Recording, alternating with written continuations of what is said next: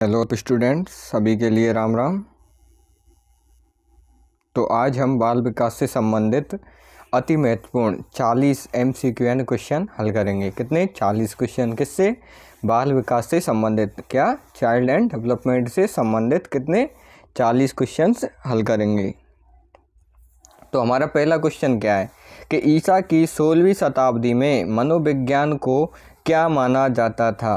यानी कि ईसा की जो 16वीं शताब्दी थी उसमें मनोविज्ञान को क्या माना जाता था। तो इसमें क्या हमारा सबसे पहले क्या माना जाएगा?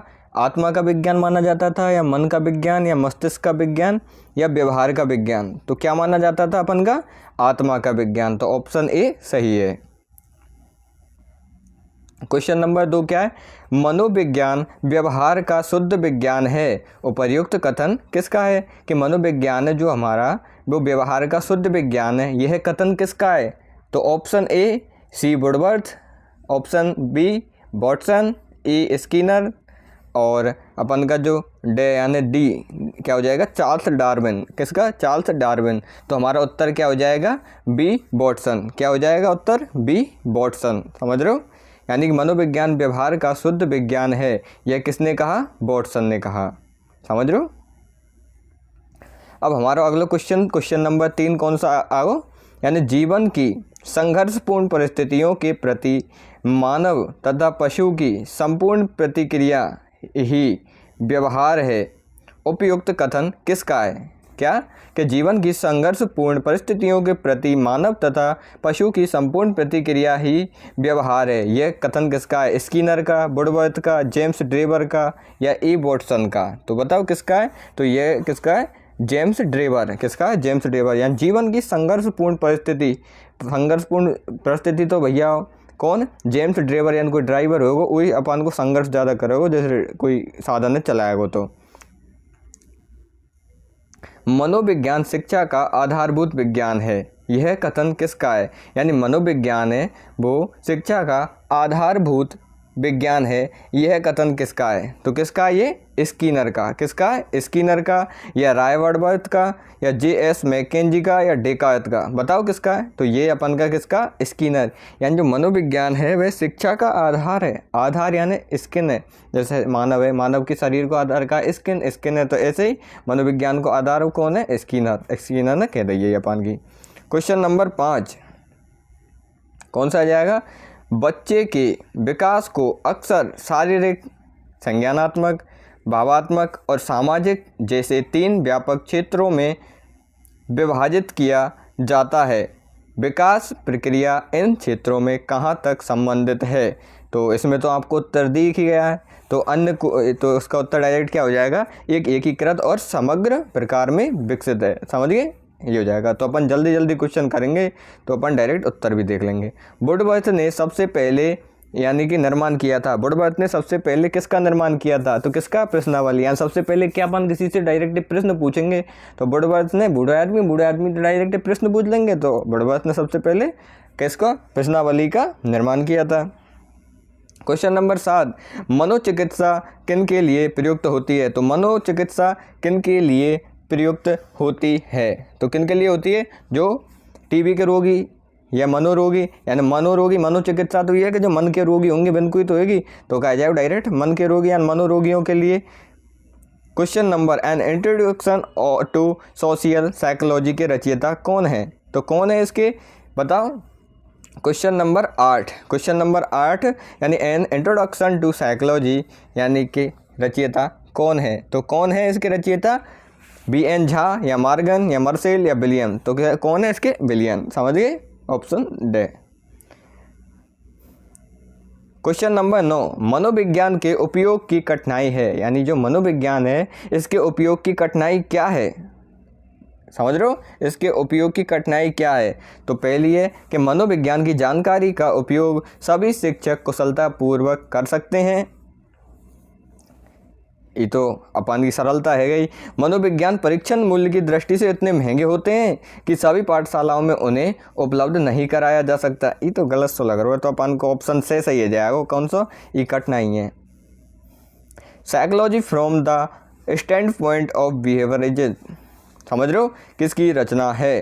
तो तो किसकी रचना है? अब यहाँ में कहा हो अपन को व्यवहारवाद को मैटर आगो। अब व्यवहारवाद यानी बिहेवियरिज्म, समझ रहे हो? जहाँ व्यवहारवाद को मैटर आ जाए, मैं 99% चांस नहीं है कि अपन को वॉटसन, जो अपन को ऑस्ट्रेलिया खिलाड़ी है ना, वो को व्यवहार बहुत बढ़िया है, वो अपन को वॉटसन, समझिए। तो ये वॉटसन।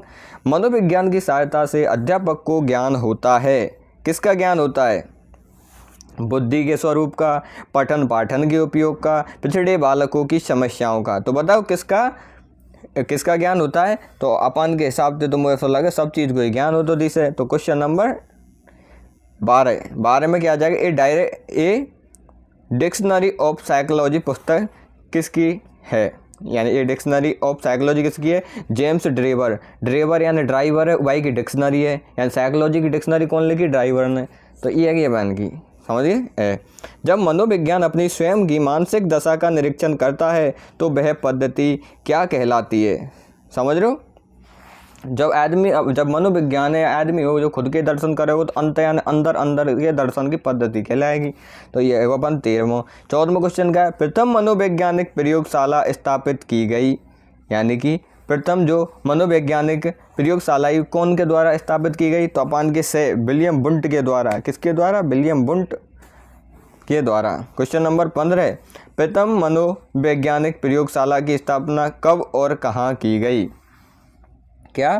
प्रथम मनोवैज्ञानिक प्रयोगशाला की स्थापना कब और कहाँ की गई? तो कहाँ की गई बताओ? इसमें से कब? 1879 में जर्मनी के लिप्जिंग स्थान पर। कहाँ? 1879 में जर्मनी के लिप्जिंग स्थान पर। प्रयोगात्मक मनोविज्ञान का जनक माना जाता है। प्रयोगात्मक मनोविज्ञान का जनक किसे? यहाँ सबसे ज़्यादा प्रयोग कौन ने करे भैया मनोविज्ञान पे? तो विलियम बुंट, समझ रहे हो? विलियम बुंट माना जाता है। किस वैज्ञानिक ने माना कि उचित वातावरण में बुद्धि लब्धि में वृद्धि होती है? बताओ किसने माना? क्वेश्चन हाई लेवल को है। तो किसने माना? स्टीफन्स ने। किसने? स्टीफन्स ने माना। ऑप्शन से वंशानुक्रम के सिद्धांत हैं। यानी वंशानुक्रम के सिद्धांत कौन से? मेंडल को हुए, ये अपन को मटर को पौधो पाइसम सेटाइवम बा में वंश से बताए। जनन द्रव्य की निरंतरता को सिद्धांत है यू भाई ये बतावे अपन के। यानी वंशानुक्रम यानी वंश से चलते रहे में, तो ये सभी सिद्धांत हिल जाएंगे अपन के। कोई प्रॉब्लम वाली बात नहीं है, समझ में धीरे धीरे आएगा, लेकिन आएगा सटीक। किस सिद्धांत के अनुसार शरीर का निर्माण करने वाला जनन द्रव्य कभी नष्ट नहीं होता? बता भैया, जो अपन के जो शरीर को वो जनन द्रव्य वो कभी नष्ट नहीं होगा। ये कौन को सिद्धांत भैया? जनन द्रव्य की निरंतर। अब जहाँ जनन द्रव्य आएगा तो वहाँ मेंडल थोड़ी आएगा, मटर को थोड़ी आएगा, वहाँ तो डायरेक्ट जनन द्रव्य आएगा। तो जनन द्रव्य की निरंतरता का सिद्धांत, समझ गए ना? ऑप्शन बे सही है। जनन द्रव्य की निरंतरता का सिद्धांत के प्रतिपादक कौन है? पता भैया कि जनन द्रव्य की निरंतरता का सिद्धांत है, उसके प्रतिपादक कौन है? तो जनन में क्या निकलता है? द्रव्य में बीज यानी बीज में, समझ गए ना? ये हो गया अपन का 20वां। 21वां क्वेश्चन क्या है कि वंशानुक्रम के नियम हैं। तो वंशानुक्रम के नियम हैं, समझ रहे हो? प्रत्यागमन का नियम है, भिन्नता का नियम है, या समानता का नियम है? समझ रहे हो? क्वेश्चन नंबर 21 में क्या है? ये सटाटे से लगे हैं अपन को, तो सटाटे नहीं कर देंगे ये। किस नियम के अनुसार बच्चे अपने माता पिता के बिल्कुल समान न होकर उनसे कुछ न कुछ भिन्न होते हैं? बता भैया, थोड़े थोड़े से कहा जाएंगे वे भिन्न हो जाएंगे। तो भिन्न में क्या है? तो भिन्नता, भिन्न यानी भिन्नता, तो भिन्नता का नियम। अगला कौन सा आ जाएगा? यानी व्यक्ति का विकास किसका परिणाम है? यानी किसका है? व्यक्ति का जो विकास है वो क्या है? ये बहुत ही इंपॉर्टेंट क्वेश्चन है, ये अपन के रीट में आ चुके हो, समझ रहे हो? तो यहाँ क्या करेंगे अपन? एक तो वंशानुक्रम और वातावरण का दोनों का गुणनफल है। यानी अच्छा वंश मिलेगा, अच्छा वातावरण मिलेगा, तभी व्यक्ति को विकास अच्छा होगा, समझ रहे हो? अब कौन सा? व्यक्ति की सभी विशेषताएं कुछ हद तक आनुवांशिकी और वातावरण कारकों की प्रतिफल है। यह विचार किसका है? किसका है? तो बिर्ग व हंट के द्वारा। किसके? बिर्ग व हंट के द्वारा। बालक की मूल शक्तियों का कारण उसका वंशानुक्रम होता है, यह कथन किसका है? थॉर्नडाइक। किसका है? थॉर्नडाइक का। क्वेश्चन नंबर 26 यानी इमाइल क्या है? ई कौन सा क्वेश्चन? मतलब क्वेश्चन नंबर 26। क्वेश्चन नंबर 26 में क्या है? इमाइल ग्रंथ की रचना किसने की? तो किसने की? Emile Rousseau. यानी इस्माइल अच्छी किसकी है? रूसो की। तो इमाइल किसकी है? रूसो की रचना है। तो अपन की सीधी सट्टे जाएगी। विकासात्मक मनोविज्ञान के प्रवर्तक कौन हैं? विकासात्मक मनोविज्ञान के प्रवर्तक कौन है, तो कौन है? जीन पियाजे यानी विकासात्मक मनोविज्ञान के जनक है जाएंगे। बाल चिंतन की भाषा ग्रंथ किसने प्रकाशित किया था? यानी कि बाल चिंतन, क्या बाल चिंतन की भाषा ग्रंथ किसने प्रकाशित किया था? तो किसने? तो जीन पियाजे। बैलिक को मैटर आएगा तो जीन पियाजे बहुत ही अहम भूमिका रखे वो अपन को, समझ रहे हो? ये जाएगा अपन को। और अगला क्या जाएगा? अध्ययन संबंधी प्रथम पत्रिका, यानी कि क्या है? अध्ययन संबंधी, किस संबंधी? अध्ययन संबंधी प्रथम पत्रिका पेडागोजिकल सेमिनरी किसने आरंभ की थी? तो किसने की थी? Stanley hall. किसने? स्टैनले हॉल ने। यानी का FIELD, फील्ड ऑफ साइकोलॉजी के रचयिता कौन है? फील्ड ऑफ साइकोलॉजी के रचयिता कौन है? बताओ भाई साहब। Watson, Guilford, McDougall, Bruner. बताओ कौन है? तो अपन कौन है? मैकडूगल जी हैं। कौन है? मैकडूगल। शताब्दियों पूर्व मनोविज्ञान को किसकी शाखा माना जाता था? तो बताओ, पहले अपन की जब मनोविज्ञान स्टार्ट हुई तो कभी तो दर्शन करें अपन मन के विज्ञान को, दिखे तो रही अपन को, तो दर्शन शास्त्र थे। मनोविज्ञान को स्वतंत्र विषय बनाने के लिए सबसे पहली परिभाषा दी गई थी। यानी सबसे पहले जो मनोविज्ञान हो का बतायो? तो आत्मा को ज्ञान बताओ। का बतायो? आत्मा का ज्ञान, मनोविज्ञान। जैसे प्लेटो और अरस्तु ने दोनों ने अपनी आत्मा ने क्या कई में रख दी, एक प्लेट में रख दी, समझ रहे हो? तो ये है अपन को आत्मा का ज्ञान। नॉर्मल सी चीज़ें धीरे धीरे चलेगा तो बढ़िया में जाएंगे। इटली के मनोवैज्ञानिक पेम्पोलोजी ने मनोविज्ञान को क्या माना? अब जो लॉजी है तो कहा जाएगा न्यूरोलॉजी। न्यूरोलॉजी यानी कहा जाएगा मस्तिष्क। मस्तिष्क का विज्ञान माना। किसका विज्ञान? मस्तिष्क का विज्ञान पेम्पोलोजी ने माना। चेतना का विज्ञान मानने वाले वैज्ञानिक कौन थे? कौन थे? तो भैया चेतना का विज्ञान हो तो किसी ने माना होगा।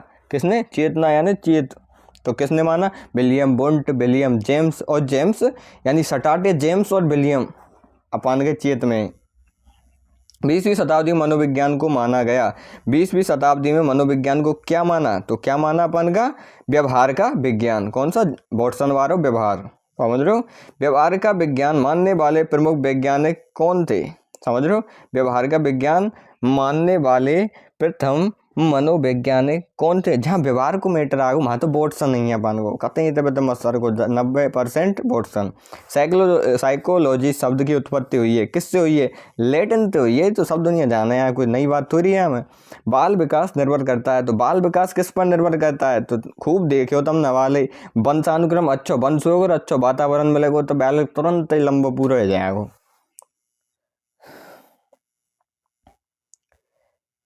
एक बाल केंद्रित कक्षा में बच्चे सामान्यतः क्या सीखते हैं? यानी कि जो बाल केंद्रित जो कक्षा होगी वहाँ में बालक क्या सीखेंगे? और तुम्हें बताओ हम क्या सीखेंगे या किससे सीखेंगे? शिक्षक से सीखेंगे, वैयक्तिक रूप से सीखेंगे, समूह से सीखेंगे।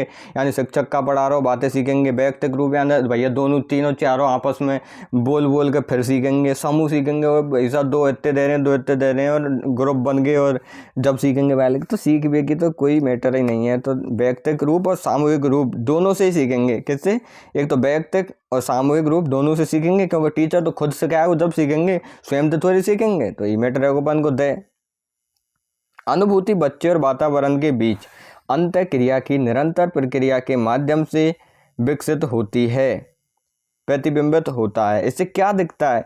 यानी कि इससे क्या हमें प्रतिबिंबित होता है? तो क्या होता है? यह है क्या है कि अपन को जो पियाजे जी हैं तो उनके संज्ञानात्मक विकास का सिद्धांत है। किसका सिद्धांत है? अनुभूति बच्चे और वातावरण के बीच अंतःक्रिया है। किससे? बच्चे और वातावरण के बीच अंतःक्रिया है और निरंतर प्रक्रिया के माध्यम से चलती है। इससे कौन सा सिद्धांत प्रतिबिंबित होता है, दिखता है? तो कौन सा होता है?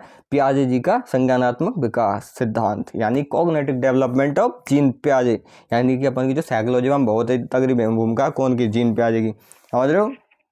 ये हो गया अपन का नॉर्मल सा 40 क्वेश्चन MCQ का अपन का बैच हो गया है।